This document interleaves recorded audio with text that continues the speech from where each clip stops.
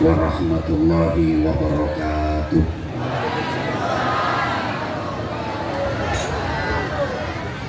Bismillahirrahmanirrahim. Alhamdulillahi bi ni'matihi tatimmus shalihah. Alladzi ja'alana min ahli sunnati wal jamaah an-nahdiyah. Asyhadu an la ilaha illallah wahdahu la syarikalah wa asyhadu anna Muhammadan abduhu wa rasuluhu la nabiyya ba'dah. Allahumma shalli wa sallim wa barik ala sayyidina wa maulana Muhammadin sahibis syafa'ah wa ala alihi wa ashabihi wa tabi'in wa man tabi'a rushdah. Subhanaka la ilma lana illa ma 'allamtana innaka antal alimul hakim.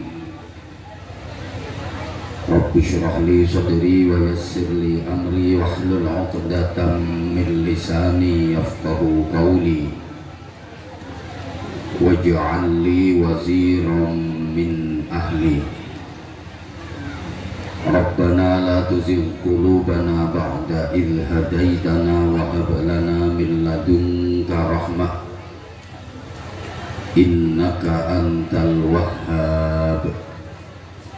Amma ba'd. Sadatul masyayikh, ulama anal kurama, para alim, bapak-bapak kiai, ibu nyai, para sesepuh, segenap pengurus Jam'iyah Nahdlatul Ulama, mulai dari tingkat cabang, majelis wakil cabang, ranting-ranting, baik dari jajaran syuriah, tanfidhiyah, kelembagaan, badan otonomi dan banom-banomnya, para pengurus muslimat, para pengurus fatayat, para pengurus gerakan pemuda Ansor, juga sahabat-sahabat Banser yang kita hormati, yang kita banggakan, Sadatuz Zu'ama, pejabat pemerintah dari Forum Komunikasi Pimpinan Kecamatan. Hadir di tengah-tengah kita Bapak Camat Kumpeh Hulu, didampingi Pak Kapolsek bersama para anggota.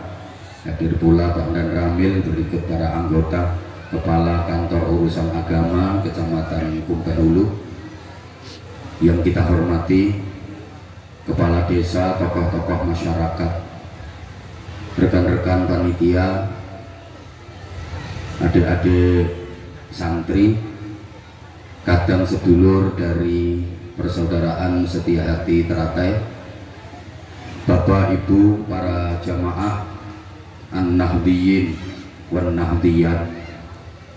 Alhamdulillah, hari ini saya Anwar Zahid bisa sowan di hadapan panjenengan semua, walau paksaan lillahi ta'ala, karena agenda di tempat ini sesungguhnya nggak ada, tapi karena ya orang NU itu ahli soal bocor-bocoran, sampai pertanyaan malaikat mungkar nakir pun dibocorkan oleh orang NU, sehingga kedatangan Anwar Zahid ke Provinsi Jambi rupanya bocor dan didengar oleh pengurus MWC Kumpeh Hulu, sehingga saya dibajak. Mau gak mau saya harus mau, Mudah-mudahan kebersamaan kita ini menjadi simbol kebersamaan kita kelak di akhirat, bersama dengan para kiai, para ulama panutan kita. Amin Allahumma amin Allahumma. Sungguh saya nggak nyangka bahwa persiapan acara yang sangat boleh dibilang mendadak, tapi ternyata jamaahnya lumayan banyak. Ini bukti bahwa NU semakin syiar, NU semakin ma'ruf, semakin dikenal, NU semakin masyhur, semakin terkenal. Bukan hanya dikenal masyarakat Indonesia, tapi masyarakat seluruh dunia. Saya kalau lagi safari dakwah ke luar negeri, ternyata di sana NU juga sudah sangat terkenal. Di setiap bandara yang saya lalui selalu ada tulisan NU smoking. Di bandara Hong Kong yang minim sekali Islamnya itu ada NU smoking. Di bandara Korea juga ada tulisan NU smoking. Di bandara Jepang juga ada tulisan NU smoking. Insya Allah NU adalah organisasi yang ikhlas lillahi ta'ala. Nggak ada pengurus NU dapat gaji, tunjangan aja enggak. NU adalah organisasi yang istiqomah.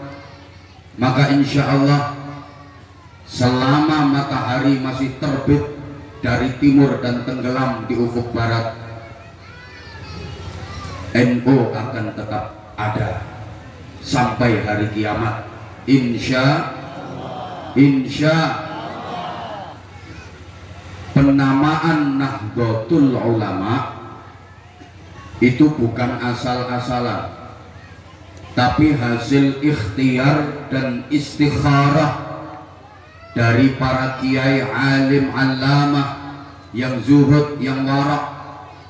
Dengan banyak pertimbangan nama waktu itu, ada yang mengusulkan Nahdul Ulama, ada yang mengusulkan Nuhudul Ulama, dan akhirnya disepakati nama bukan Nahdul Ulama, bukan Nuhudul Ulama, tapi Nahdlatul Ulama.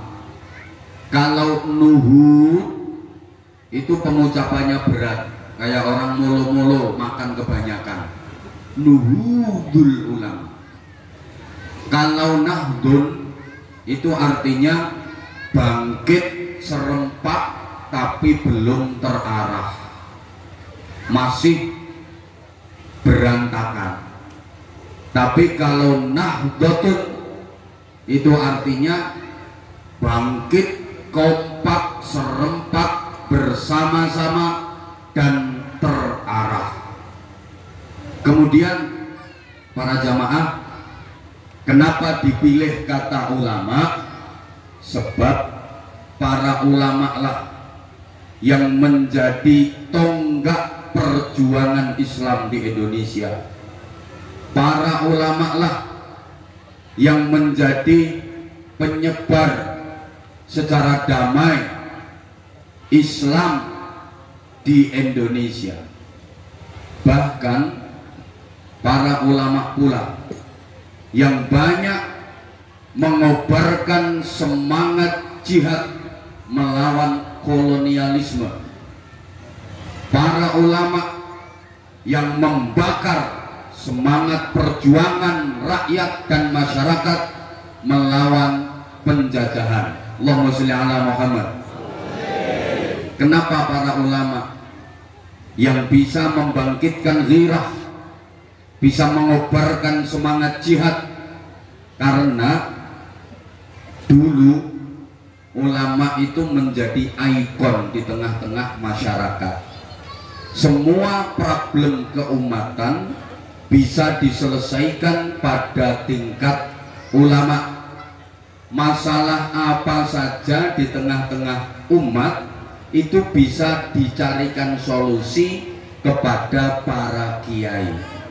Masyarakat biyen niku nek nggadah masalah morone ten kiai, minta pertimbangan, minta solusi, dateng para kiai. Dulu begitu. Ada orang punya anak nakal, moro kiai, yai anak kula nakal yai, panjenengan berkahi, panjenengan suwuk. Akhirnya kiainya dawuh, udah ambilkan air kolah wudunya santri. Air kolah wudunya santri disuwuk sama kiai. Anak yang tadinya nakal jadi taat, jadi nurut. Dulu gitu. Ada orang banyak hutang, hutangnya numpuk-numpuk sampai terang ke Sumatera. Gara-gara hutang gak iso nyaur. Ana iki wong teko kipas-kipas ngene wong. Orang gak tanggung jawab. Bukan terang itu minggat namanya. Itu datangnya ke kiai. Yai, hutang saya banyak. Ini orangnya waktu nagih ya. Saya minta doanya supaya yang punya hutang nggak nagih dan yang punya hutang lupa. Nah, ini terus sama kiai dikasih ijazah doa. Oh gampang, bacakan ayat kursi. Nanti pas ayat man dzalladzi yashfa'u 'indahu, itu baca yang panjang, terus inget-inget wajah orangnya. Kain dulu meteng-tenge utangnya harus dipraktekno, dipraktekkan bener.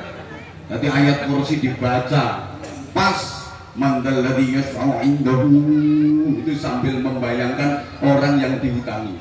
Ini kuasa Allah, orangnya nggak nagih, orangnya lupa.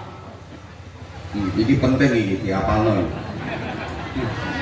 Dulu begitu, punya istri hamil tua udah 10 bulan lebih, kok nggak lahir-lahir bayinya. Datang ke kiai, yai istri saya hamil tua udah 10 bulan lebih kok bayinya belum lahir, minta doanya yai. Didoain sama yai. Jadi ada doa namanya pendobolan.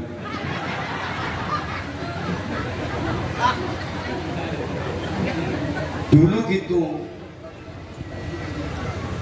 Ada orang punya istri cerewet, judes, ngomel, suami itu serba salah, kerja salah, nggak kerja salah, di rumah salah, keluar rumah salah, ngomong salah, diem salah, istrinya ngomel terus, ada nggak istrinya yang kayak gitu? Coba suaminya angkat tangan gitu. Oh nggak berani, takut neng omah malah dadi. Itu dulu datang ke kiai, yai, bojo kula cerewet yai, minta doanya.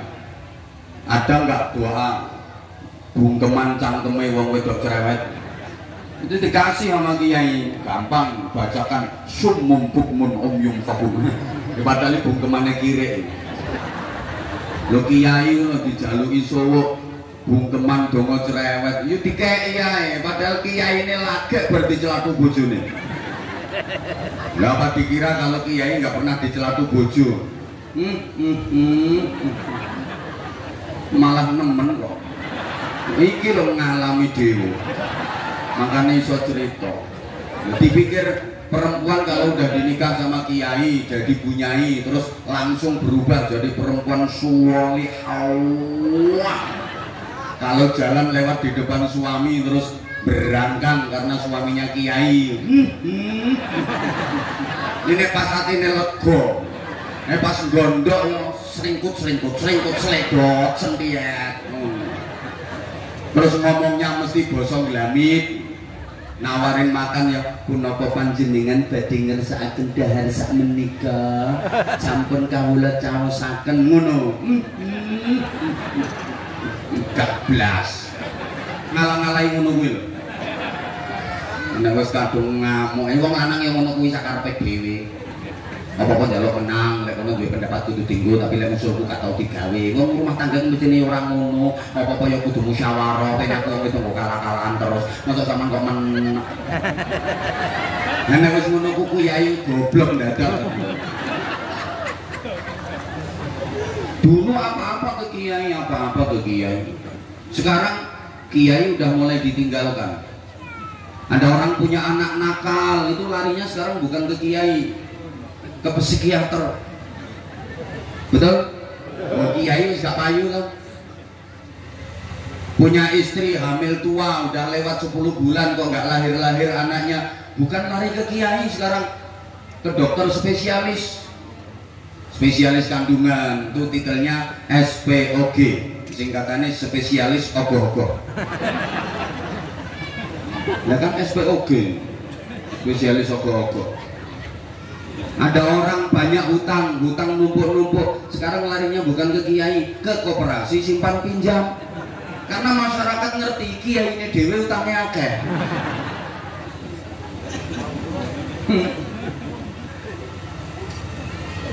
Kiai udah mulai ditinggalkan. Makanya jangan salahkan kalau ada Kiai jadi tim sukses. Itu Kiai cerdas itu. Soalnya Kiai gak patek payu saya aja kemarin udah kena dampak pandemi 2 tahun lebih. Disebut pandemi itu karena banyak yang dipendemi. Sampean kok gak katut kependem? Dampaknya 2 tahun lebih, nggak ada undangan ceramah. Saya udah siap-siap. Pokok ini kalau pandemi nggak selesai-selesai, aku kate dukun. Nah iya, dongo-dongo tak ungkal kabeh. Bener, udah tak ungkal semua, doa-doa jimat-jimat wis metu kabeh. Ternyata kok 2 tahun selesai. Andai kan nggak selesai, dukun. Karena dukun di Indonesia ini prospeknya cerah. Masyarakat Indonesia itu prinsipnya kan kalah duit menang wirid, kalah pangkat menang tirakat, kalah donyo menang dongo, kalah rupa menang dupo, kalah rupa-rupa bongko, kalah kok rupa-rupa. Karena Kiai menjadi ikon di tengah-tengah masyarakat, sehingga Kiai mampu menggelorakan semangat jihad melawan penjajah. Dulu yang mengusir Portugis, Belanda, Jepang, itu yang memimpin peperangan, perlawanan, itu mayoritas para ulama, para kiai, bukan polisi. Izin dan nenek polisi ini gak terima minggat toh.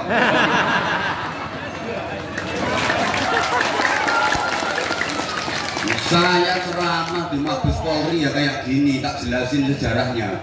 Itu yang saya hadapi itu udah bintang-bintang semua, brigjen, irjen, komjen, jenderal, apa mana ki lagi AKP.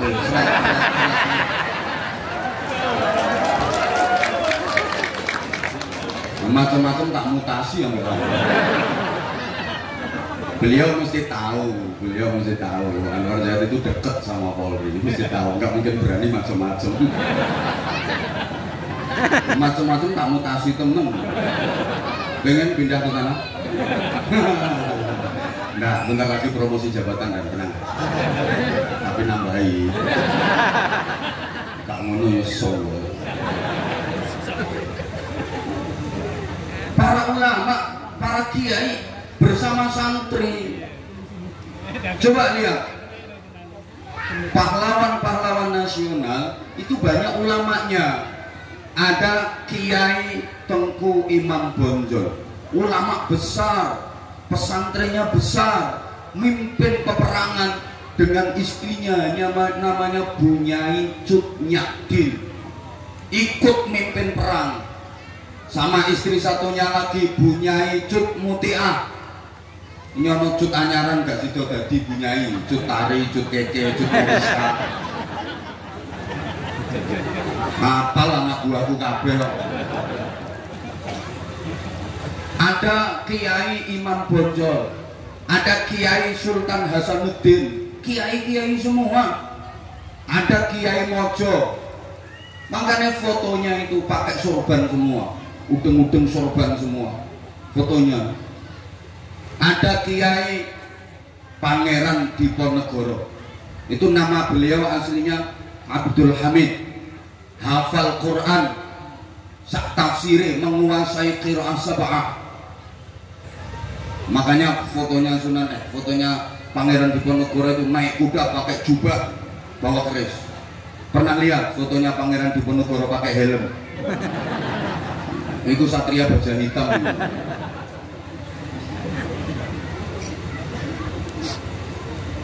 Nah, TNI Polri itu terbentuk udah pasca kemerdekaan, betul dan? Iya.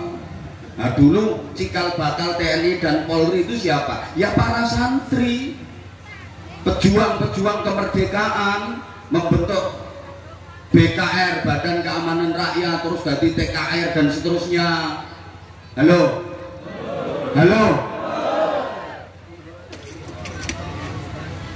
Pejuang-pejuang negeri ini, para ulama, para kiai, para santri, sehingga di awal kemerdekaan ketika Bapak Pendidikan Nasional Ki Hajar Dewantoro, 2 minggu yang lalu saya ngaji di pesariannya Ki Hajar Dewantoro, itu dimintai pendapat sama Bung Karno ketika beliau menghadap. Apa pendapat Bapak sebagai Bapak Pendidikan Nasional untuk kepentingan bangsa dan negara ini? Jawaban Ki Hajar Dewantoro luar biasa. Mohon Paduka Presiden, Panglima tertinggi Angkatan Bersenjata, jangan sampai meninggalkan pondok pesantren dan madrasah-madrasah. Jangan menomorduakan, menganaktirikan pondok pesantren dan madrasah-madrasah. Karena cikal bakal negeri ini perintisnya adalah kiai-kiai dan santri-santri dari pondok pesantren dan madrasah-madrasah. Tepuk tangan untuk kiai kita, Nahdlatul Ulama. Jadi pondok pesantren melahirkan kemerdekaan, kemerdekaan melahirkan sekolahan sampai perguruan tinggi. Jadi kalau diurut sekolahan, perguruan tinggi itu cucunya pondok pesantren, pejabat cucunya kiai. Maka kalau ada pejabat kok tidak mau memperhatikan pondok pesantren, diundang ke acara pesantren kok nggak datang, mesti kualat. Untung datang semua.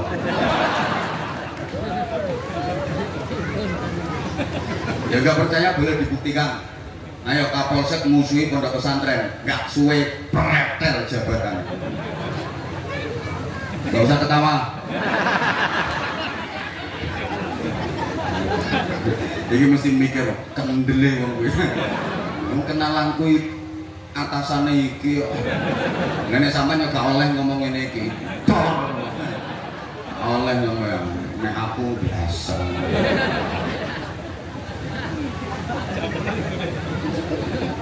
Allahumma sholli ala Muhammad.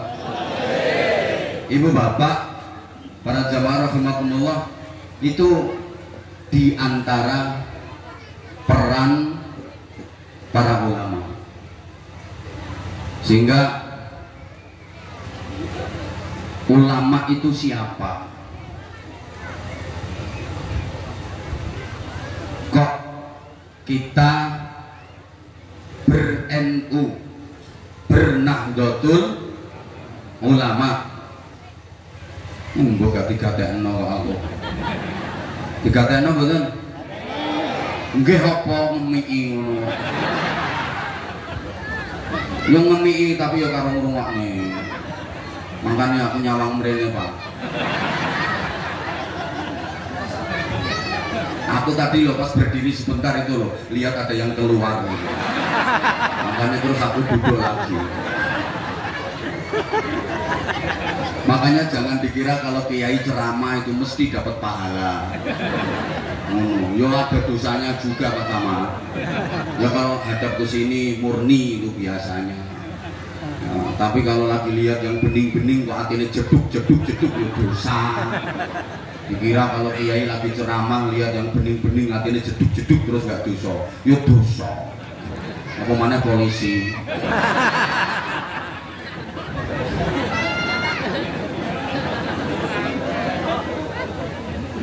NU itu kalau saya sering mengistilahkan nunut ulama. Nunut semangat, nunut ulama. Kenapa harus nunut ulama? Karena maaf, potonganmu ini arep dadi ulama dhewe ra ngira iso. Wong yang berseragam ijo-ijo di belakang saya ini belum tentu ulama.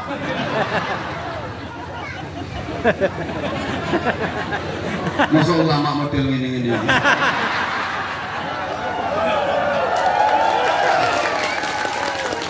Demikian juga yang ceramah belum tentu masuk kategori ulama.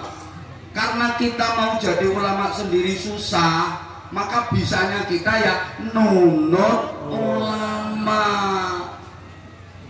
Karena ulama itu bukan hanya man lahu ilmun syamilun, tapi harus juga wa'arifun bimasalihi man haulah. Gak ngerti ya wis padha-padha. Para goblok-goblok sedaya ingkang kula.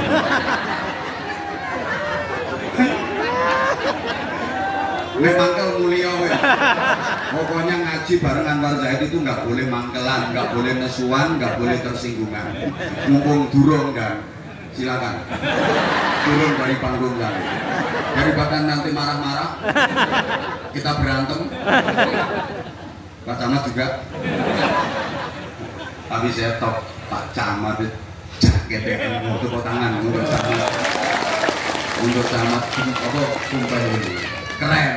Camat jagat NU ini camat yang NU nunut ulama karena sadar dia ini gak ulama belas. Ini camat cerdas kayak gini, camat cerdas. Woi, nanti tak jelasin di belakang. Sabar Pak Camat ya, sabar. Yuk harus sabar segalanya.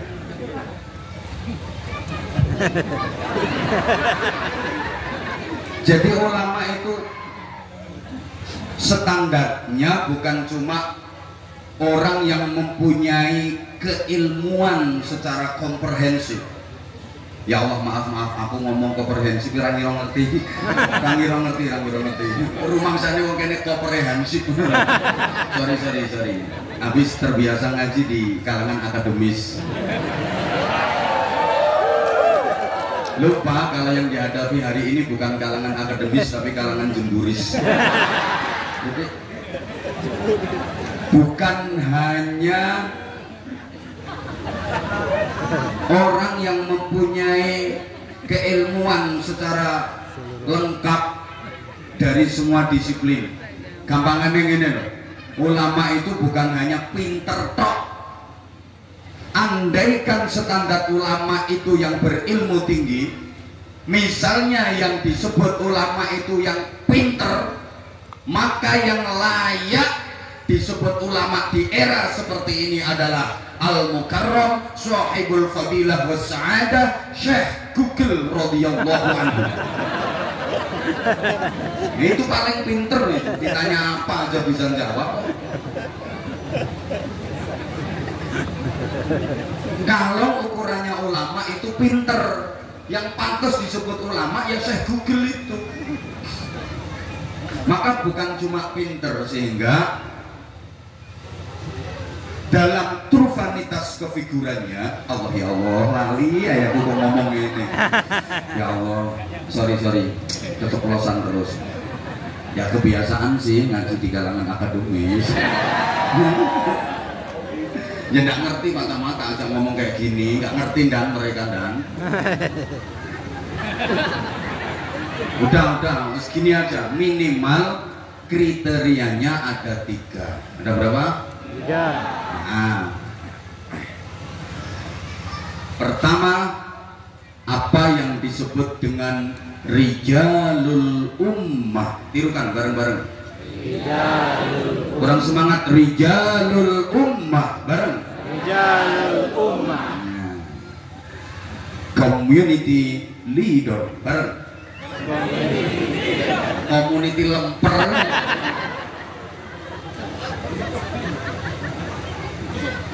Ulama itu pemimpin umat, pemimpin masyarakat. Nah, maaf, mimpin masyarakat itu lebih sulit daripada mimpin santri. Nah, ulama itu yang mimpin santri, yang mimpin umat. Kalau Pak Camat kan mimpin masyarakat saja, nggak mimpin santri. Mimpin umat, mimpin masyarakat itu lebih berat, lebih repot, lebih susah daripada mimpin santri. Kiai di pondok pesantren mimpin santri gampang, karena santri itu meskipun jumlahnya puluhan ribu pasti nurut sama kiainya. Kiai bagi santri adalah remote bagi TV. Mana TV gak nurut remote? Remote rusak. Remote-nya diceklek apa, ya itu yang keluar di TV. Maka kiai bagi santri itu kayak remote. Santri asal diremote sama kiainya, kiainya bilang ke timur, puluhan ribu santri ke timur semua. Satu pun nggak ada yang berani bantah, nggak ada yang berani ke utara, ke selatan, ke barat, nggak ada yang berani. Betul? Makanya lek ngeramut santri itu gampang. Kiainya bilang A, puluhan ribu santri bilang A semua, nggak ada yang berani C, nggak ada yang berani Z. Itu kalau mimpin santri. Jangankan sama kiainya, sama sorbannya kiai aja santri itu takut. Loh iya, saya itu kalau malam Jumat biasanya libur ceramah, itu waktu untuk santri ngaji bareng santri. Kadang malam Senin, kadang malam Jumat. Itu hari untuk ngaji bareng santri. Gitu kadang masih dipaksa aja diminta ngisi ngaji oleh panitia tertentu, ya aku berangkat tapi aku minta kompensasi. Kayak ini mestinya nggak ada jadwal kok diminta, ini larang ini. Wong yang lain harus ngantri bertahun-tahun, ini cuma sebentar langsung dapat jadwal. Bajak pula. Ini harus ada kompensasinya. Nah, pas saya lagi ada jadwal yang mendadak kayak gitu biasanya. Tuh, santri tak suruh mutolaah. Ayo mutolaah, belajar. Mereka ndikluk semua. Diplok semua, ada yang membaca kitab, ada yang membaca Quran, macam-macam. Terus sorban tak taruh di kursi, seret. Mobil saya udah siap di depan gerbang. Nah, aku mau mencolot neng mobilku melaku set, kan nggak perlu suara nih, mobilku roba api. Set. Ini santri itu nggak ada yang ngerti. Jadi tahu-tahu udah ada nisa, loh apa nanti? Kok nggak ngaji? Loh santri itu sama surban saja takut. Karena di dunia pondok pesantren ada departemen tertinggi yang paling ditakuti semua santri, namanya Departemen Kualat. Ngomong santri, mimpin santri gampang, ribuan santri pasti nurut sama kiai. Tapi kalau mimpin masyarakat sulit Pak Camat ya, sulit. Tanya sama Pak Kepala Desa. Misalnya ada pilihan apa gitu ya, terus Pak Camatnya bilang misalnya nanti pilihan kita pilih calon yang A ya, 20 orang yang dibilangi, itu yang 17 ngomong maaf saya sudah dapat dunduman dari sana, tidak usah guyu kelakuanmu yang nguyu. Nah ya, lah para kiai, para ulama sukses mengembangkan Islam di Indonesia dari yang dulunya sama sekali nggak kenal Islam, Malik Grembyang drastis hampir 90% memeluk agama Islam. Kenapa? Karena punya sifat yang namanya ar-ra'i tadi. Kalau bahasa saya Bojonegoro, emotional quotient. Wong kene ra ngerti. Blas kan? Iya. Jadi ngemong masyarakat, caranya sama sekali nggak pakai kekerasan, nggak pakai poyok-poyokan, nggak pakai gontok-gontokan, tapi dengan proses akulturasi budaya. Ini budaya, ini agama, ini syariat, ini adat, ini tradisi, ini islami. Itu tidak dipertentangkan, tapi dijodohkan, dipadukan. Bukan pakai kekerasan, tapi pakai kesantunan dengan pernikahan, silaturahim, memadukan antara syariat dengan adat istiadat. Allahumma sholli ala Muhammad. Allahumma sholli ala Muhammad. Jadi penyebaran Islam di Indonesia ini nggak sama dengan gaya penyebaran Islam di Arab, karena kultur masyarakatnya berbeda. Dan itu yang dipakai Nahdlatul Ulama sampai hari ini dan sampai yaumil qiyamah, bahwa gaya Islam di Indonesia nggak sama dengan gaya Islam yang di Arab sana. Yang berbeda bukan akidahnya, bukan syariatnya, tapi gayanya. Halo? Halo. Paham nggak ya tak cara ngomong kayak gini? Paham. Oke. Masyarakat Arab itu mantan Yahudi, mantan Nasrani. Beda dengan masyarakat Indonesia yang mantan kepercayaan, bahkan mantan ateis, mantan kelenek gugon Tuhan. Kelenek itu ya sebangsane Nyi Roro Kidul, Nyi Roro Lor, Nyi Roro Etan, Nyi Roro Kulon, Nyi Roro Pojokan, Nyi Roro Tengah, Mak Lampir, Nene Pelet, Gerandong, wa ana alihi wa sahbihi ajmain. Maka gaya Islam di Indonesia harus gak sama dengan gaya Islam di Arab yang mantan Yahudi, mantan Nasrani.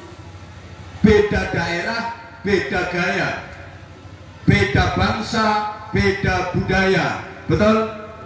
Betul? Katanya lain lubuk, lain Ikannya. ya Allah, Sumatera kok gak ngerti, lain lubuk, lain ikannya, lain ladang, lain Lala. itu. Gaya pengajian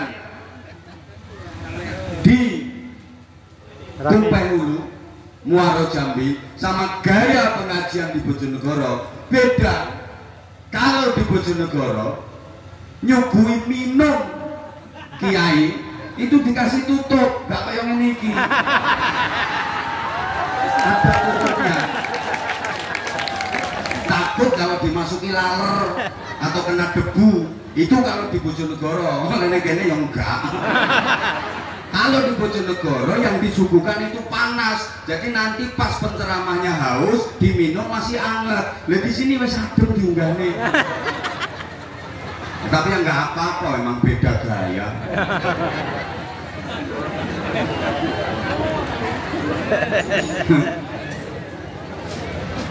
Dilanjut nggak? Lanjut.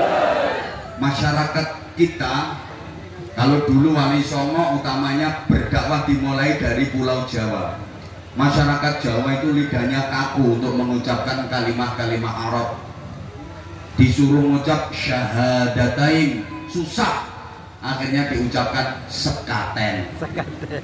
Itu di daerah Jawa Tengah masih sampai sekarang masih ada tradisi sekaten. Itu aslinya kan syahadatain, tapi late wong Jawa arep muni syahadatain repot, diunekno apa?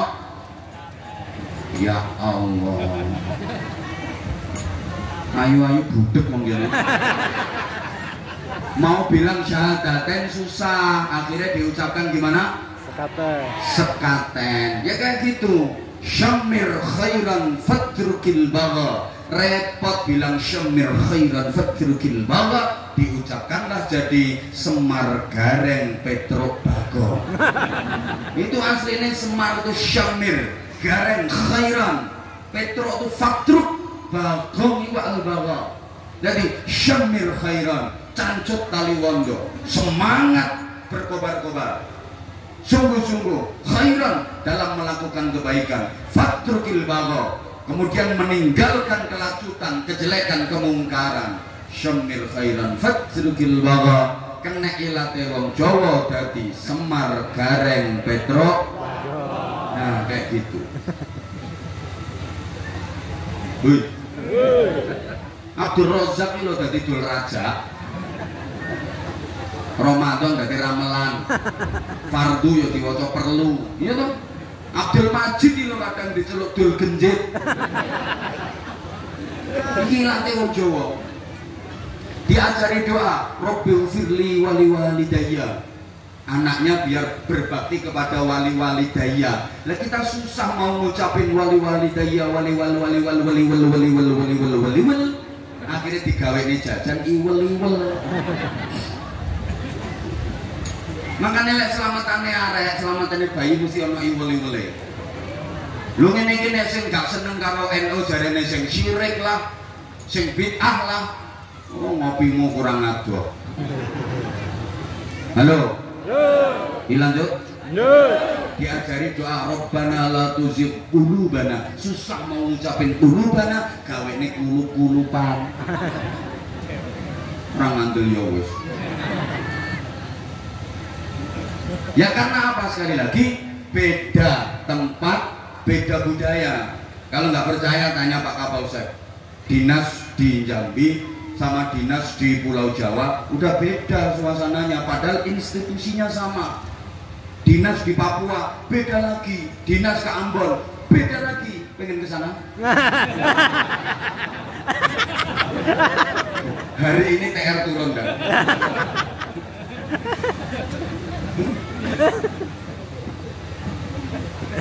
Kayak di kita aja. Orang silaturahim sama orang upacara gayanya sama apa beda? Ya Allah nggak nyaut. Orang silaturahim sama orang upacara gayanya sama apa beda? Beda. Misalnya upacara sekecamatan Kumpehulu di lapangan kecamatan, yang jadi inspektur upacara adalah pejabat tertinggi di wilayah kecamatan Kumpehulu. Siapa? Camat. Pak Camat jadi inspektur upacara. Nah kemudian di depan inspektur upacara, di depannya Pak Camat itu ada namanya komandan upacara. Iki banser sing rodok jemburi sih. Banseri. Ketika upacara, meskipun banser, kalau ngomong di depan Pak Camat walaupun inspektur upacara harus berani bentak-bentak. Bapak, upacara siap dilaksanakan. Pak Camat meskipun jabatannya paling tinggi, ngomongnya harus kalem, nyantai tapi tegas. Laksanakan dan nggak boleh marah. Kamu siapa? Berani bentak-bentak sama. Ini inspektur upacara gedeng gitu. Walaupun dibentak-bentak, statusnya beliau camat, tapi waktu itu jadi inspektur upacara ya laksanakan. Udah ngomong kalem itu aja loh masih dibentak lagi sama dia. Siap, laksanakan. Harus gitu. Ini adat. Masa lagi upacara yang jadi inspektur camat terus banser pakai adat Kumpehulu. Nuwun sewu Pak Camat. Upacara badhe dipun mulai. Kepareng nggih. Ya komandan upacara ngene. Bisa dipahami? Bisa dipahami? Tapi nanti kalau banser silaturahim ke dalamnya Pak Camat atau ke kantornya Pak Camat, nggak boleh pakai gaya upacara. Misalnya banser mau bikin acara, butuh dana, bikin proposal, minta sumbangan ke Pak Camat. Udah pernah belum, Banser? Belum. Belum? Belum. Bikin proposal minta bantuan, kalau nggak dikasih bilang saya.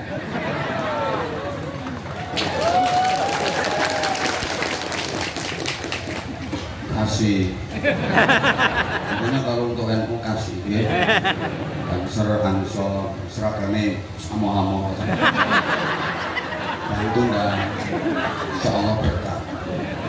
Menengok, ini gayanya yang ngemis ini. Aku yang ngemis kanggo dirimu. Ini kalau Banser silaturahim ke dalamnya Pak Camat atau ke Pak Kapolsek nggak boleh pakai gaya upacara, harus gaya silaturahim. Assalamualaikum, yang sopan, pakai etika, pakai adat. Mohon izin Pak Camat, kami Banser akan mengadakan kegiatan, atau ke Pak Kapolsek. Kita Banser insya Allah siap membantu kinerja Polri, karena anggota Polri, anggota sekecamatan Kumpai Hulu berapa kan? Cuma 29 personilnya. Padahal wong Kumpai Hulu sing nakal piro ae. Ngelumpukno pojokane sakmono akeh. Mesti Kapolsek kualan, personel Polri mesti kualan. Kalau cuma mengandalkan anggota, kualan dan 29 personil wilayahnya Kumpai Hulu. Terus yang nakal berapa? Mesti polisinya kualan, maka dibantu oleh Banser. Dibantu oleh kiai ngasih ceramah pembinaan ke masyarakat, yang mau jahat nggak jadi, meminimalisir tindak pidana dan kriminal. Ini kalau ada yang dengar kan yang mau berbuat jahat nggak jadi, sadar dia, makanya wayangnya nambahin dan bukan meringankan tugasnya komandan. Makanya kalau ada pengajian, kerahkan anggota ngepam, karena pengajian itu juga meringankan tugas Polri, Kamtibmas. Tolong dan kalau ada pengajian tabligh kabar ya, anggota diperintahkan ngepam, ojo dangdutan ae sing panggung. Nek dangdutan iki polisine ngepam muter panggung. Alasane takut nanti tawuran, takut terjadi apa-apa dengan artisnya. Lah ning ngene iki gak takut terjadi apa-apa sama kiainya. Soalnya kalau ngepam di depan panggung kenapa? Karena ndelok bokonge penyanyi. Makanya saya salut ini. Kapolseknya, komandannya terjun langsung dan ikut di acara tabligh kabar sampai selesai, padahal beliau tadi mulai pagi. Salut. Andaikan seluruh Kapolsek se-Indonesia seperti beliau, kantor polisi kosong.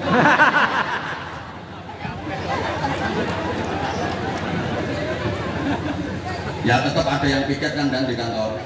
Ada, mau waka, mau kanit. Gue kok ngomong kok apal dia ini? Ini masih anak buah saya. Beliau masih AKP, Ajun Komisaris Polisi. Saya AKBP. Udah melatih 2. AKBP aku kiai bolone polisi. Kasih tepuk tangan, tambahi ae. Tangan wis kegeleten ditepuk tangani wong ae. Lho iki enake undangan Warjahit iki iso nuturi camat, iso nuturi polisi. Jarang lho kiai wani ngene iki jarang. Nah kalau misalnya mengajukan proposal gayanya harus silaturahim. Mohon izin Komandan, mohon izin Pak Camat, mohon izin kami akan mengadakan kegiatan apa pembinaan kayak gini, pembaretan. Kita butuh anggaran, mohon bantuan dari Pak Camat, mohon berkenan Komandan untuk membantu kami. Ngono carane. Ojo pakai gaya upacara. Camat. Jaluk sumbangan. Kadikai tak antemi. Ramuleh.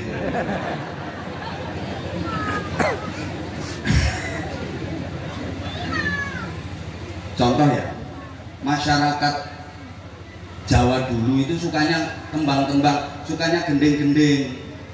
Maka para wali dalam berdakwah mensyiarkan Islam menciptakan gending-gending, disisipi ajaran-ajaran agama. Terciptalah gending-gending kayak cublek-cublek, cublek-cublek, cublek-cublek, gundul-gundul, turi-turi, sluku-sluku. Sampai sekarang lo masih hafal. Enggak kok, bentar-bentar. Qul ta'ala qala Nabi sallallahu alaihi wasallam. Lo orang belum kenal agama kok langsung didatangi pakai qola ta'ala. Muga-muga paham, muga-muga paham.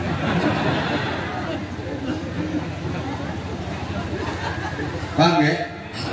Nah, makanya para ulama, para kiai, para wali sukses mengislamkan masyarakat Indonesia dengan cara yang halus tadi, pendekatan persuasif melalui akulturasi budaya.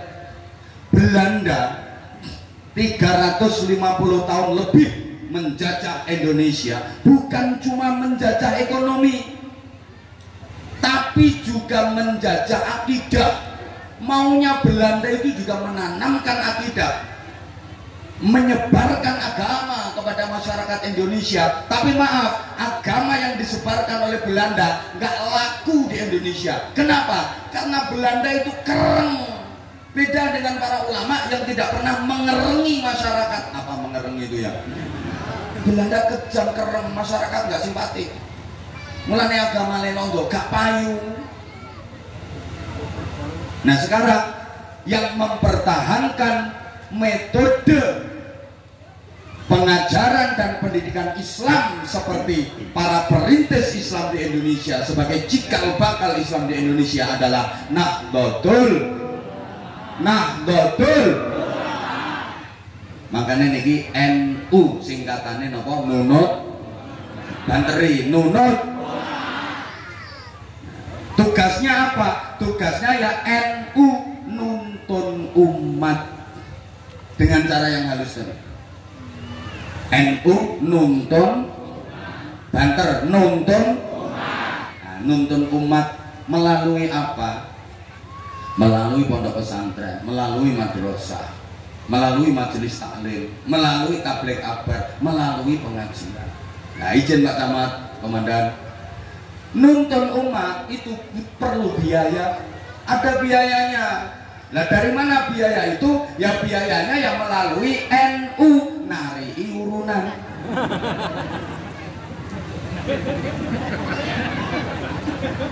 Ya iya. Dan ternyata NU itu bukan cuma nuntun umat yang hidup saja, yang udah meninggal pun dituntun. Maka NU itu nalkin uang, nahlili uang. Yang pakai talkin, pakai tahlilan kan kita. Makanya maaf ya, misalnya ada siapapun yang gembar-gembar tahlil bid'ah, ziarah kubur syirik, tolong jangan didengerin. Dikira kita nggak ngerti dalilnya, dikira kita nggak ngerti ilmunya. NU itu punjernya di pondok pesantren, dan pondok pesantren itu gudangnya dalil. Makanya kalau baru belajar setengah-setengah, baru ngerti agama setengah-setengah, maaf ya, jangan ngoceh-ngoceh dulu, nggak karu-karuan. Kita itu punya prinsip tasamuh, menghormati dan menghargai. Jangan lantas ngomongin apa itu tarawih 20 rakaat itu bid'ah, itu nggak pernah dilakukan oleh Rasulullah. Oh cangkemmu. Kita punya dalil kok, tarawih 8 rakaat kita punya dalil, tarawih 20 rakaat kita punya dalilnya, tarawih 36 rakaat kita ada dalilnya. Tapi nek ditawar moning sampean gak ngira payu 36 rakaat, 20 milih sing cepet kok. Nggih bener? Tapi disiplin dan sanad keilmuan kita mengharuskan kita untuk tarawih 20 rakaat. Gitu loh. Kita punya dalilnya subuh nggak pakai kunut, ngerti kita juga ngerti dalilnya subuh pakai kunut. Tapi disiplin keilmuan kita, sanad keilmuan kita dari guru-guru dan kiai-kiai kita sampai kepada Rasulullah mengharuskan kita untuk subuhnya pakai kunut. Understand? Understand? Jangan sedikit-sedikit bid'ah, sedikit-sedikit bid'ah. Ini nggak ada di zaman Nabi. Bid'ah, nek ngono raimu ya bid'ah. Wong raimu yo gak ono ning zamane Nabi. Izin dan saya bahasanya kasar Pak Camat. Nah, punten, kalau pengen yang halus ya undang kiai bangsa halus. Jangan saya di mana-mana ceramah ya kasar kayak gini. Nyatane yo panggah laris saya.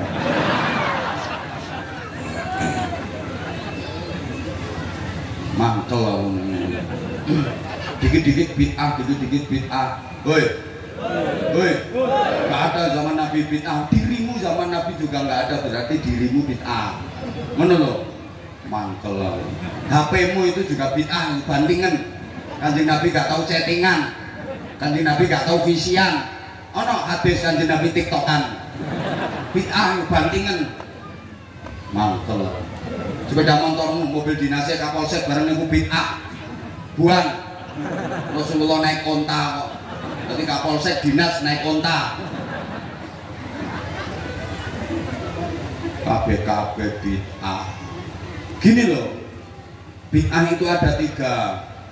Ada bid'ah wajibah, bid'ah tapi wajib. Contoh, rungokne membukukan Al-Quran, membukukan hadis, itu bid'ah. Zaman Nabi nggak ada mushaf Al-Quran, nggak ada. Al-Quran dibukukan jadi satu kitab, satu mushaf, nggak ada. Sekarang dibukukan, dicetak, bid'ah itu, tapi wajib hukumnya. Kenapa? Untuk melestarikan dan menjaga kemurnian Al-Quran. Bid'ah tapi wajib. Mendirikan madrasah, ini bid'ah. Zaman Rasulullah nggak ada madrasah berkelas-kelas bertingkat-tingkat kayak gini. Tapi ini wajib untuk melestarikan ajaran Rasulullah Shallallahu Alaihi Wasallam. Faham? Faham? Oke, ringkes saya pengajian nyegat ayo. Asal suwe-suwe, pengen suwe yang undang dewe kapan-kapan. Enake nyegat. Untungnya acaranya kok NU. Tak lihat dari camatnya datang apa enggak, Kapolseknya datang apa enggak. Kalau enggak datang balik aku. Untung masih nungguin. Makanya aku salut, padahal mulai pagi loh beliau, subhanallah. Top. Kapolseknya udah diseragami NU bisa. Kentekan jaket. Oh iya, pecinya yang NU. Keren, tepuk tangan untuk beliau. Keren, tepuk tangan. Mantap. Nah ini nanti tak jelasin kenapa beliau pakai peci NU. Bisa menengok zamanku menengok.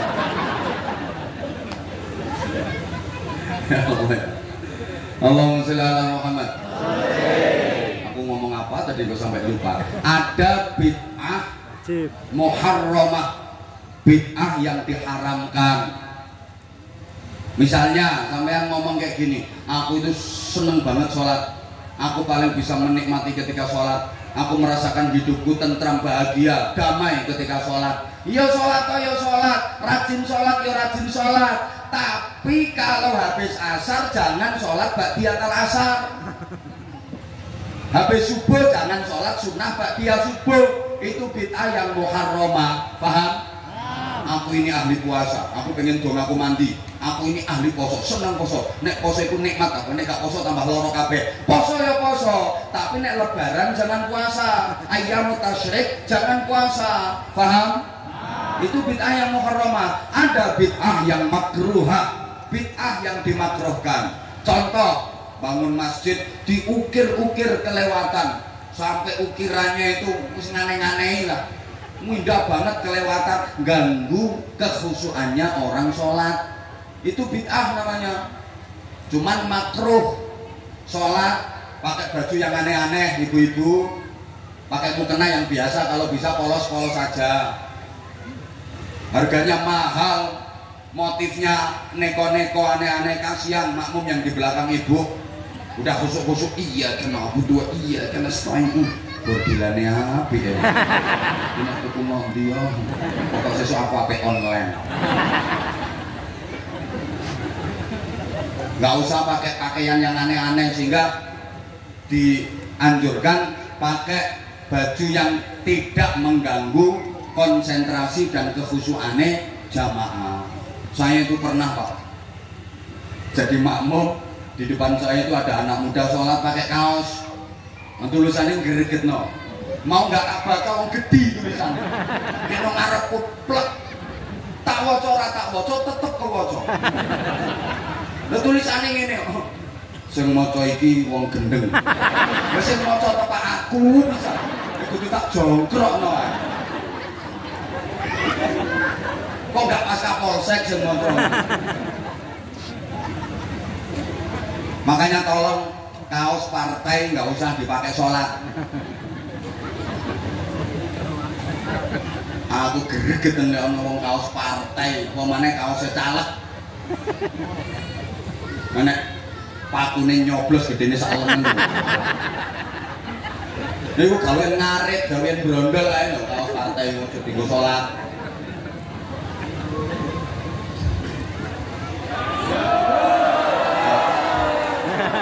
Nyegat nggak usah rewel. Nyegat rewel. Ini yang pengajian intinya ini malah yang jadwal-jadwal berikutnya. Ini no partikeler ini. Ras sumbut ora kudu rene. Nyegat.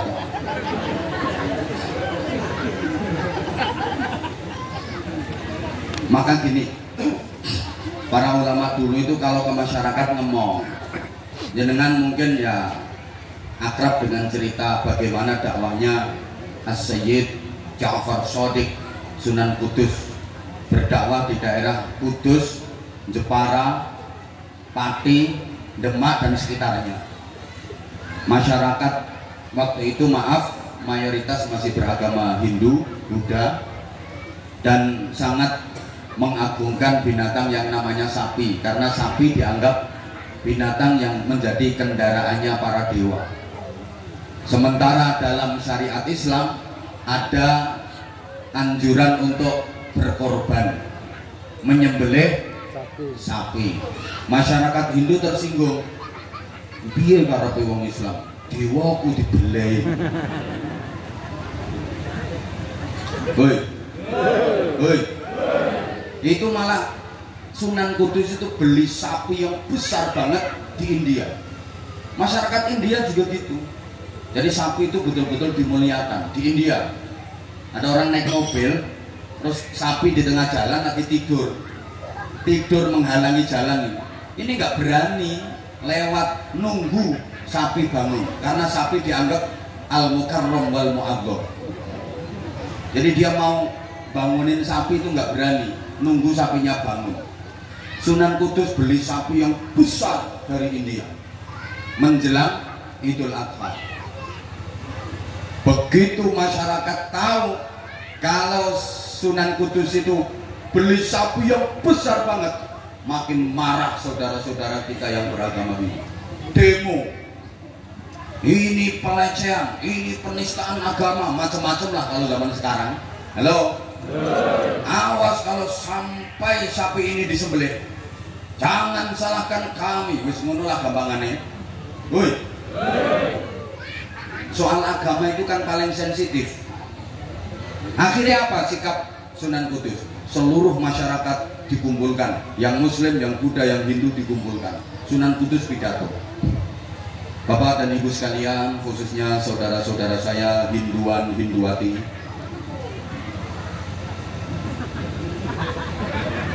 saya tidak akan menyembelih sapi ini. Kenapa? Karena sapi ini adalah binatang yang dimuliakan dalam agama saya. Sampai di dalam kitab suci saya, namanya Al-Quran, itu ada satu surat yang dinamai dengan nama sapi, surat Al-Baqarah. Itu artinya sapi betina. Lagian dulu waktu saya masih bayi, ibu saya sempat nggak keluar air susunya, maka saya disusui oleh sapi. Jadi nggak mungkin saya menyembelih yang menyusui saya.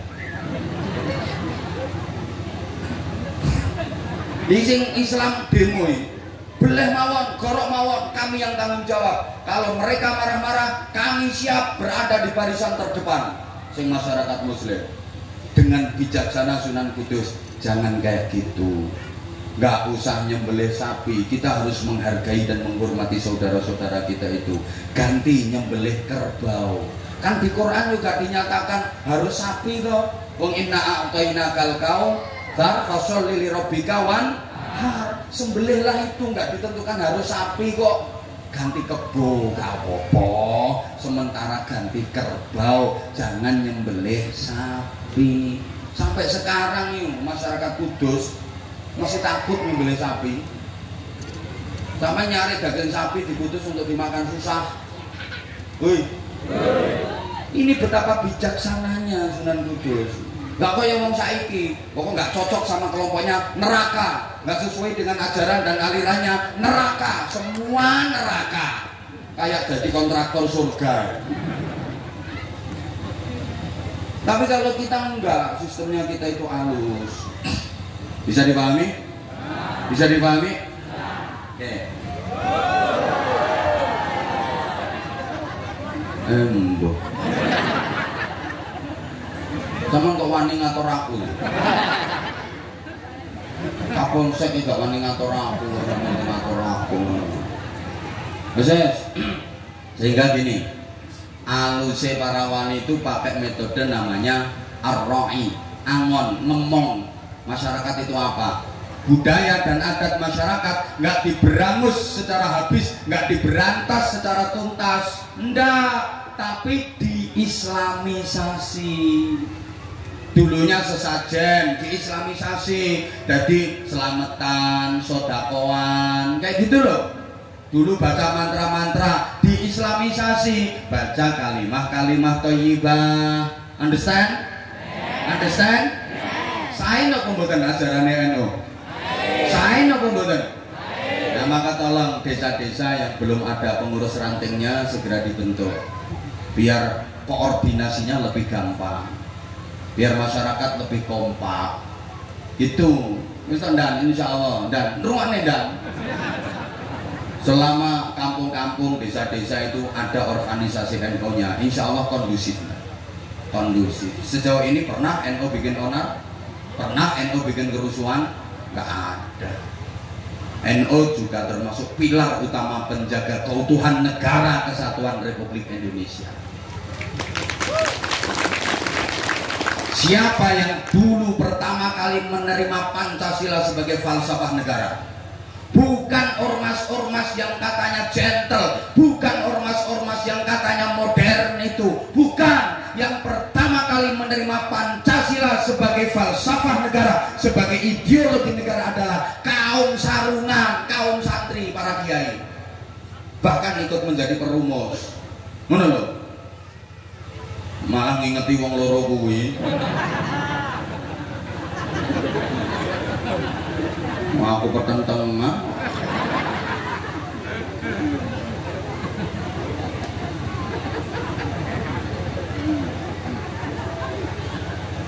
Baik, sampean yang bukan ulama, nunut ulama, insya Allah selamat. Pakai contoh ya, pakai contoh. Misalnya saya diundang presiden ke Istana Negara. Berangkat saya memenuhi undangan Pak Presiden karena ada sesuatu yang perlu dibicarakan. Saya berangkat naik mobil. Nah, di tengah jalan, mari ngono, ketemu karo Bang Seri. Saya ditanya, apa? Jeng tidak pundi?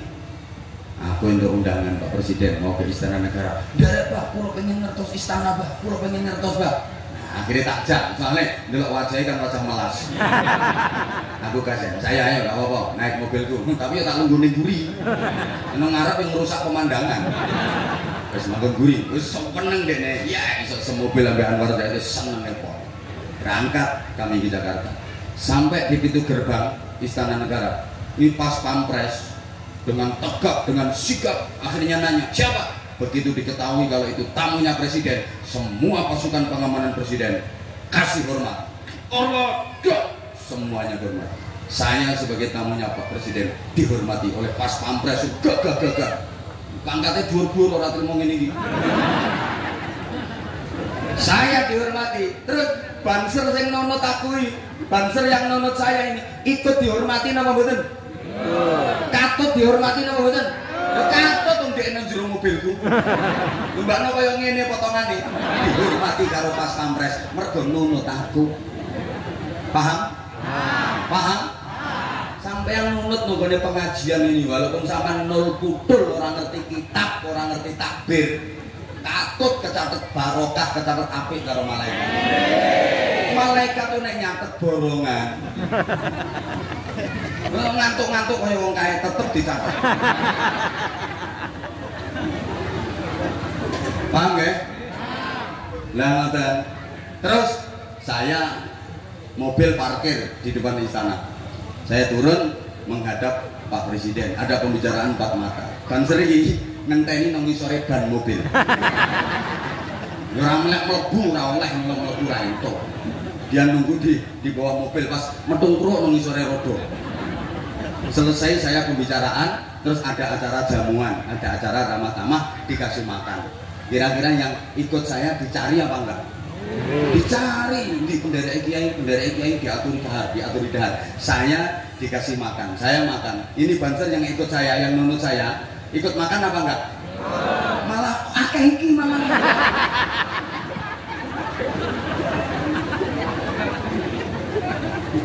Akeh iki mangane ambek aku. Mergo apa? Nunut aku. Paham? Paham? Krikil dijual. Payu mboten? Krikil payu lho, krikil ndi? Ngerti krikil ora? Tanah-tanah krikil dijual nggak laku kan wajine. Di jalan ini, ditabraki mobil, ditabraki motor. Di halaman rumah diteleki ayam barang. Krikil, siapa yang mau beli krikil? Tapi kalau kerikil ini mau ndusel, mau nunut kedelai,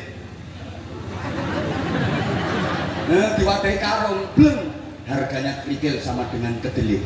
Iku kerikil cerdas, kerikilnya sering pengajian, sering kerikil. Nah makanya sama Kapolsek ini rumongso kerikil.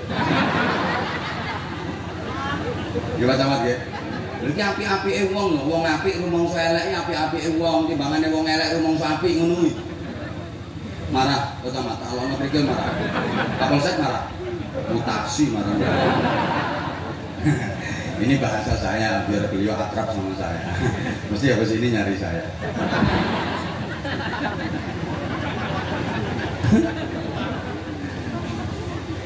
Halo.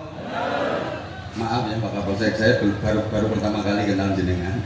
Karena yang akrab dengan saya itu minimal Kapolres itu banyak yang kenal. Kalau masih Kapolsek belum banyak yang kenal.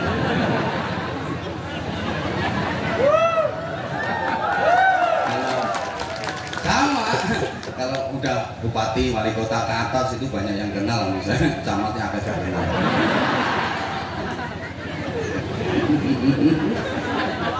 Alhamdulillah Pak camatnya Bang Jawa gimana mati? Toro. Wajahnya lo ketoro.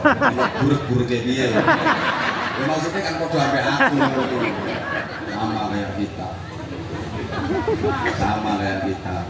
Tapi kita di sini adalah Indonesia. Apapun suku kita, tradisi kita, budaya kita, agama kita diikat oleh komitmen Bhinneka Tunggal, hidup berdampingan dalam keberagaman. Ini juga falsafah, ini juga prinsipnya NU. Sayang waktunya nggak mencukupi dan wawasan kebangsaan. Undang meneh, kapan-kapan undang lagi kok yo. Waktu nih nggak memadai, kapan-kapan undang lagi. Terus apa ya? Ini baru satu padahal, baru rijalul ummah, ngomong umat tadi, sehingga karena masyarakat belum paham betul tentang agama, nggak dikasih dalil qala ta'ala qala nabi, tapi pakai dalil kadang kayak gending-gending tadi. Maka saya sering sampaikan Sunan Derajat itu kalau ngasih pelajaran ke santrinya, kamu jangan kalah sama kodok ya. Maksudnya gimana Kanjeng Sunan? Ya, kodok itu pandai ngaji, masa kamu nggak mau ngaji? Apa iya kodok pandai ngaji? Iya. Kalau habis hujan, sungai itu penuh air, kodok-kodok pada ngaji. La in syakartum la azidannakum. La in syakartum la azidannakum. Wa la in kafar. Kodoknya pindah rumah. Masa kamu kalah? Ini kalau kodoknya nggak begitu bisa ngaji ya, wallahu ahad, wallahu ahad, wallahu ahad. Apalagi kodok ra iso ngaji ya mek ing guntung ing guntung ing guntung. Sunan Giri itu belajarlah dari tawon, lebah. Maksudnya gimana Kanjeng Sunan? Tawon itu binatang yang selalu berzikir. Ketika terbang selalu mengagungkan asma Allah, selalu menyebut nama Allah. Tawon ini loh lepas miber, krungu malah mek itu sesungguhnya dia zikir. Allah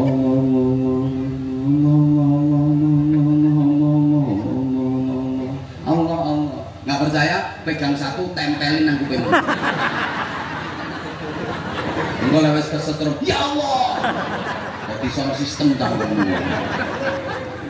Bilangin nggak percaya. Ada ayat Al-Quran yusabbihu lillahi ma fis samawati wa ma fil ard, itu diimplementasikan oleh binatang yang namanya bebek. Bebek itu mungkin jenengan namanya.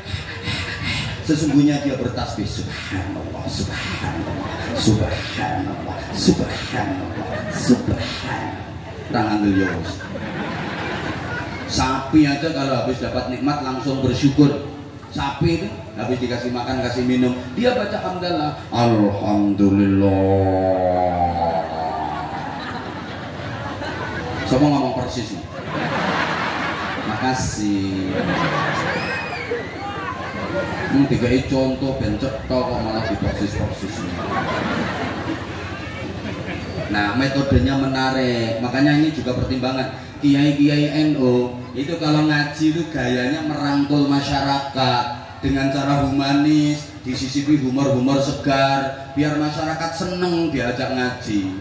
Itu yang nggak suka kan itu kiai apa pelawak apa dagelan sing ngelokno macane cangkem endekne lo gak iso. Kepingin niru tapi gak iso.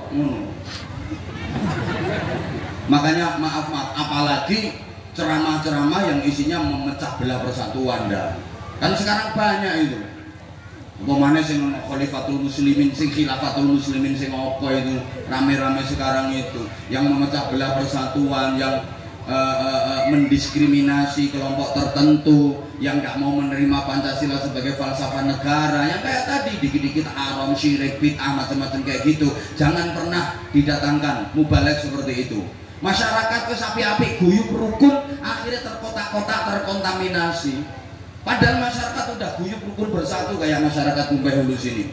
Tapi gara-gara dimasuki oleh ajaran-ajaran kayak gitu, semuanya dianggap salah, keliru, najis.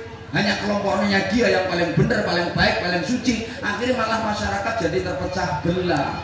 Makanya masyarakat Kumpeh Hulu aku pesen, kalau bikin acara tabligh akbar, datangin penceramah, jangan asal-asalan, jangan sembarangan. Kalau bisa nyari penceramah yang model kayak gini. Maksudnya itu kayak gini tuh maksudnya yang model kayak ya pemersatu umat.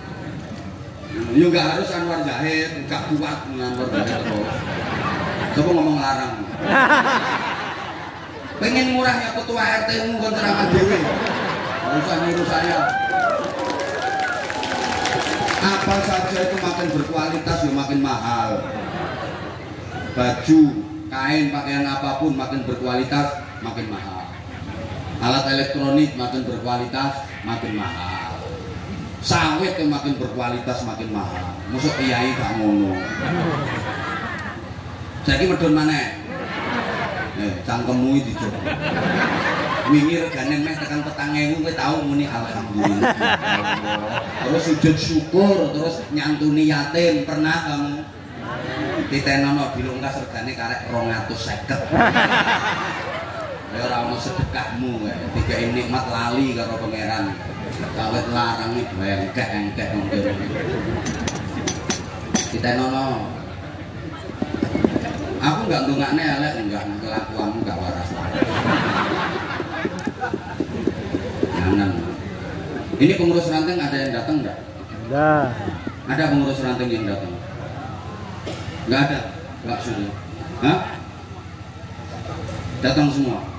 Pengurus ranting coba naik ke pentas 5 orang pengurus ranting. Halo? Tak kasih hadiah sarung. Ayo pengurus ranting. 5 orang pengurus ranting NU.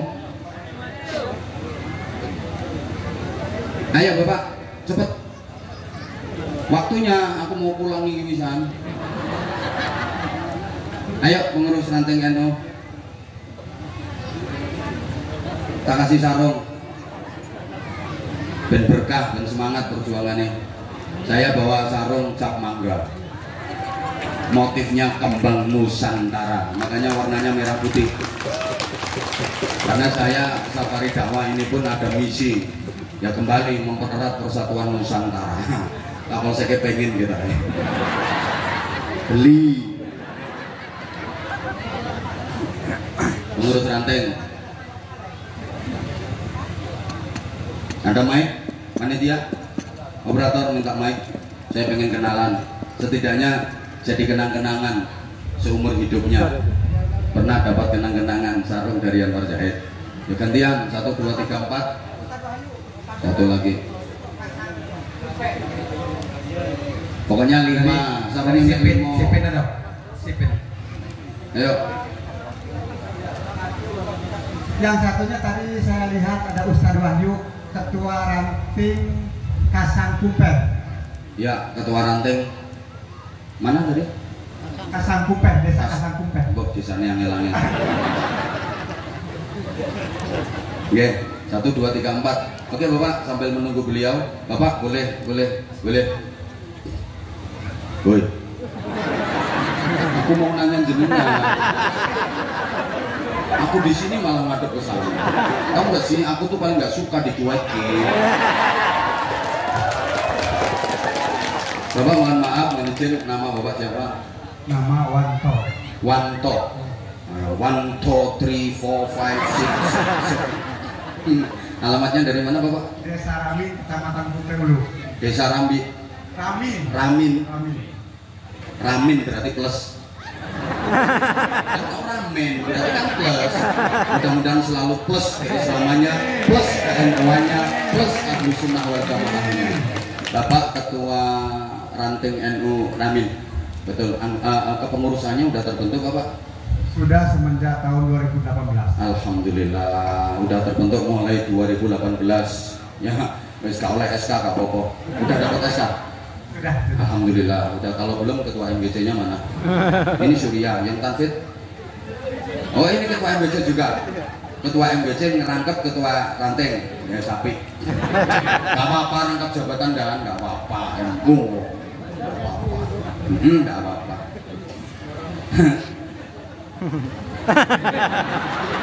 Semangat berjihad. Oke, coba sekedar wawasan aja. Nahdlatul Ulama itu didirikan tanggal berapa, bulan berapa, tahun berapa? Coba ingat nggak? Berdirinya NU 31 Januari 2006. Nah, 2000 berapa? 26. 2026.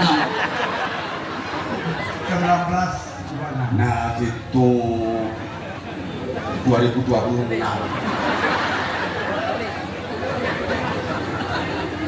Itu NU masa depan gitu, NU masa depan.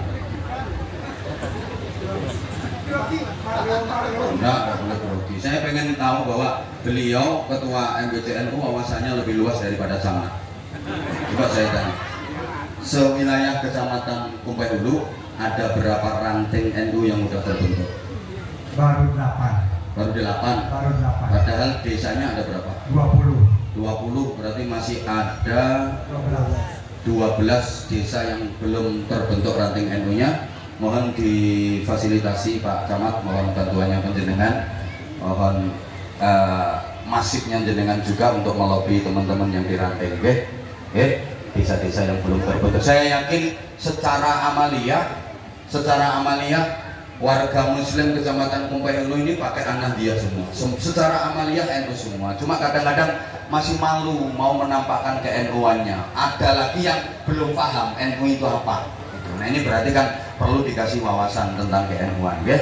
Oke, baru 8 ranting yang terbentuk. Sekarang sekecamatan Kumpul Hulu ini berapa jumlah janda? Oh, Pak Camat yang akan ya? Camat sama Kapolsek itu yang. Pak Camat urusan yang tua-tua, Kapolsek yang muda-muda. Nanti urusannya tinggal kepala KUA. Oke Bapak, terima kasih. Ini saya ada kenang-kenangan buat penjenengan. Mudah-mudahan bisa jadi spirit, bisa jadi motivasi untuk perkembangan NU ke depan. Saya pasti akan support seluruh kegiatan-kegiatan Nahdlatul Ulama, terlebih di daerah-daerah perjuangan kayak di Kumpul. Selamat berjuang Bapak. Matur suwun nggih, tabarakallah. Nggih, satunya nama Mas. Pakai mic. Ini Bapak kasihkan. Nah, wis ini. Nggih, nama Sumarsono. Sumarsono. Jenenge Jawa kabeh. Sumarsono, Sumarsini nek kate. Jadi sono sini. Ini jenengan ketua ranting NU Mas. Desa Kasangopalai. Desanya nomangnya langsung. Desa apa? Desa Kasangopalai. Kasangopalai, alay itu kayak lebay gitu ya. Desanya alay, makanya ketua rantingnya juga alay.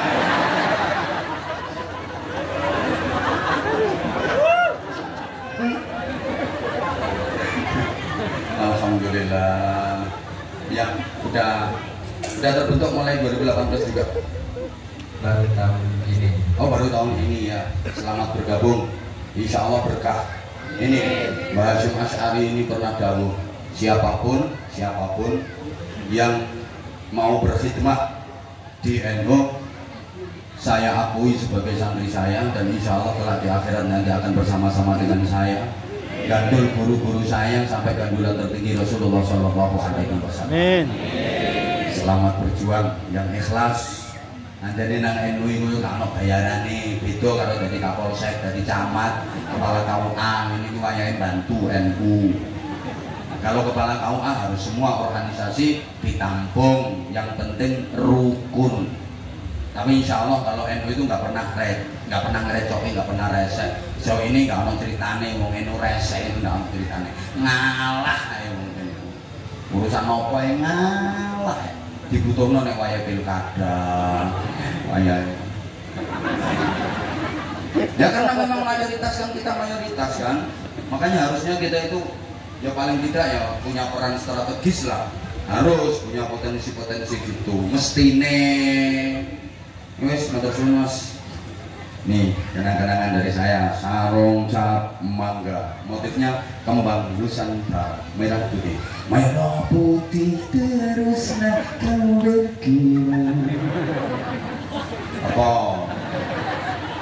Matur suwun Mas Sumarsono, selamat berjuang. Nggih. Ya, di koordinasi yang baik Pak, ketua MBC-nya. Ini Sumarsono sebagai Margono. Lah ya ada tekan Jambi ya pokoke Sumarsono, Margono, Martono.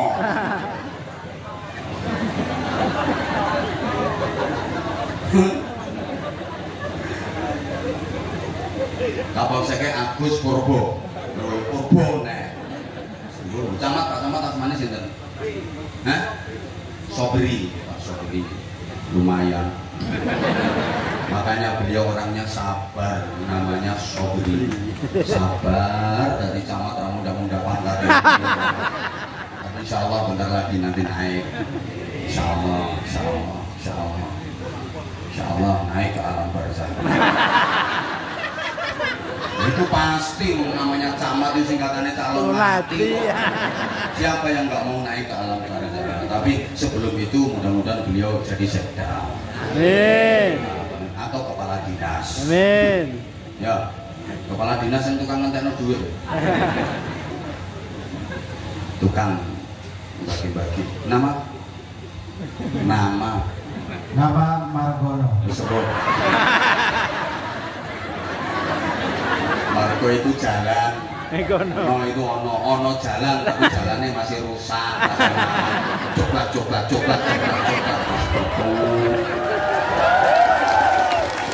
Ini ada anggota dewan yang hadir apa enggak? Mana? Anggota dewan yang voting. Makasih. Dengan sebagai wakil rakyat yang benar-benar sudah mewakili rakyat. Jadi rakyat pengen rumah bagus diwakili, rakyat pengen mobil bagus diwakili, rakyat pengen makan enak diwakili, rakyat pengen jalan-jalan ke luar negeri diwakili, namanya wakil loh. Nah, rakyatnya nggak boleh protes, salah harus diwakilkan.